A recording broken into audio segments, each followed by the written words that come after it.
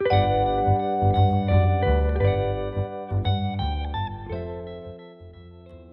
name is Bridget. I am 25 years old. I'm originally from West Virginia. I was born in a very small town called Glendale to Julie Wertz. She was 23 at the time. She was still in college. She hadn't graduated yet. A lot of things went through her mind when she found out that she was pregnant. I feel like adoption is not always an option for people, but thankfully Julie was shown that option. She wanted it to be closed. It was very hard for her, but she couldn't see herself being in my life. As Julie is looking for, candidates to adopt me, on the other side of things, there was the family that eventually did adopt me and their process and their journey. So my parents, Frank and Peggy, they were in their late 30s, early 40s when it all happened. My mom, Peggy, she wasn't able to have a child, so that's why they looked into adoption. They spent years trying to find a child to adopt. The day that I was born, they were both present. My father, Frank Domkowski, is an anesthesiologist. My father gave Julie the epidural. So that's amazing. My entire birth family was there on my mother's side. Everyone was so excited that Julie was having a child. My family always tells me how my father, he's in rooms all the time with women that give birth, and he understands the biological, psychological emotions and connection that happens as soon as a child is born between the mother and the child. And he was so terrified that as soon as Julie held me, that she would completely change her mind. They let Julie hold me, and my dad was like, please, hurry up, just give me her back immediately, because no papers were signed yet or anything, so she could change her mind if she wanted to. It's not right away that the papers are signed. I was born in January of 1992, and my papers signing off that Frank and Peggy Domkowski were my family, my parents, that was not official until July of 1992. My father, Frank, he doesn't really show his emotions that much, so imagining him scared out of his mind is really hard to imagine. She was very sure, I think, that she was doing the right thing, especially after meeting Peggy and Frank. She knew that she had chosen the perfect family for me. She knew that I would have a wonderful life because of how much love Frank and Peggy had. So it was a few weeks in that Julie contacted Peggy about seeing me. I don't think she heard back from her right away, but I know that Peggy called Julie and said, we would like to bring Bridget over to your mother's house, my grandmother, so all of you could see Bridget. This may have been a few months in at this point, but my mom, Peggy, opened that door, and she wanted my family to be involved in my life. Yes, it was really, really amazing and a great door that was just opened. But after that, it was continuous. My parents never kept it from me. They always explained whenever I would see Julie, that was my birth mom. It was always a known thing, but clearly when I was a child, I had no idea what that meant. I didn't understand. It wasn't until my birth mother, Julie, was pregnant with my brother, Joseph, that it clicked. I only know because Julie tells me it all the time, this story. I was 5 years old, and I went to visit my grandmother, and Julie was there pregnant with Joseph. And she said, as soon as I got to my grandmother's house, it was about an hour drive from where I lived, I ran into the house, super excited, shaking, so excited. And I was like, Julie, guess what? Julie's like, what's up, Bridget? And I said, I came out of your belly. That's when it clicked. When I saw Julie pregnant with another child, it clicked that I was once there. I wasn't in Peggy's belly, I was in Julie's belly. That didn't change anything with Peggy. Like, because I figured that out, I wasn't like, oh my God, what has my life been? It's been a lie. Why am I growing up with these people? My life continued to be exactly the same. I was an extremely happy child. I had a wonderful life full of love. I was the only child with Peggy and Frank, and they gave me everything. All the love, more love than I could ever ask for. Then I would go visit Julie and just have even more love.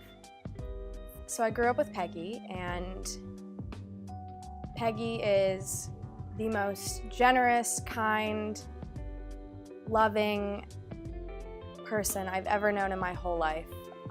She is also the most organized, by-the-book, constructed life, follow the rules.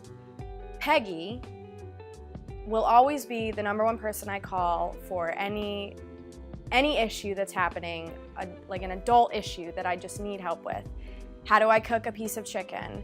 How do I get the stain out of my shirt? Like, that is the person I'm gonna call. I'm gonna call Peggy, because she was my motherly figure forever. That's what you call your mom for. As soon as I went to college, I think is when my relationship with Julie really changed. As I got older, I started hanging out with her one-on-one, and that's when our relationship really flourished, and that's when we realized how similar we really are.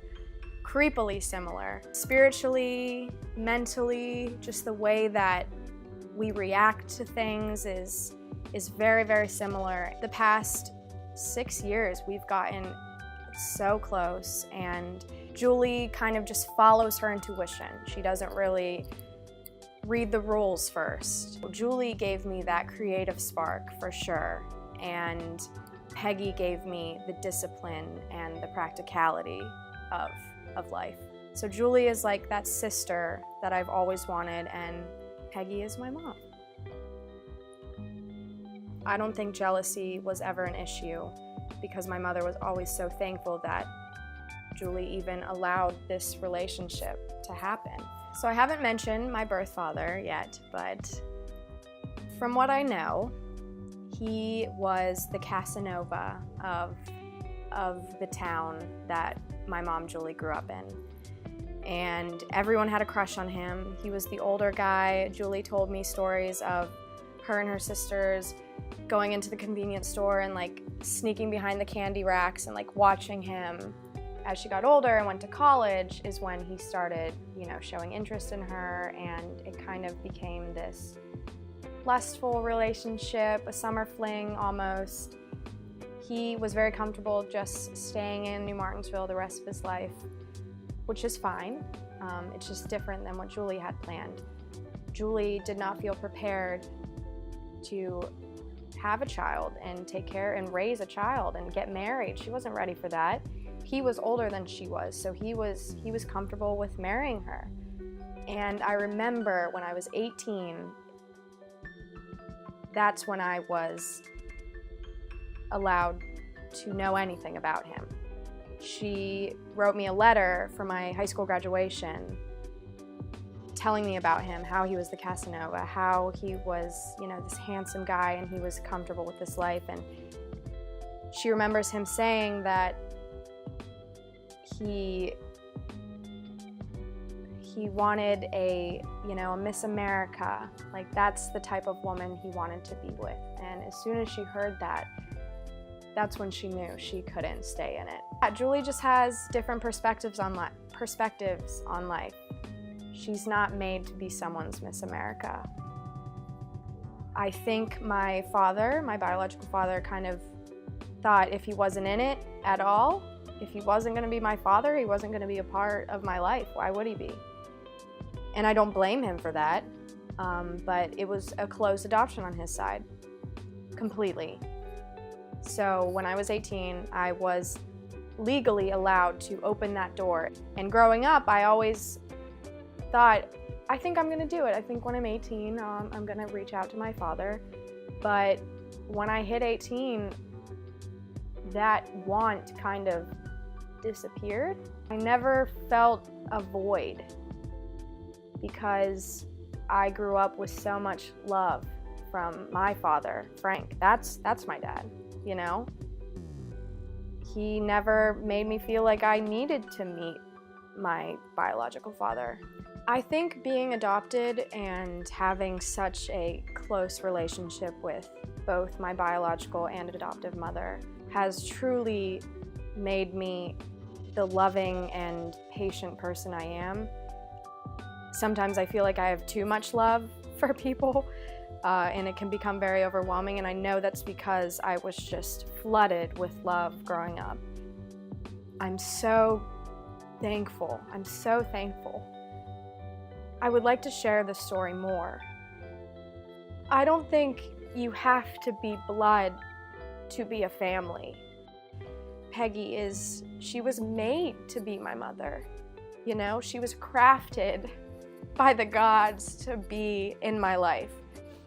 Just because I didn't come from her does not mean I wasn't made for her.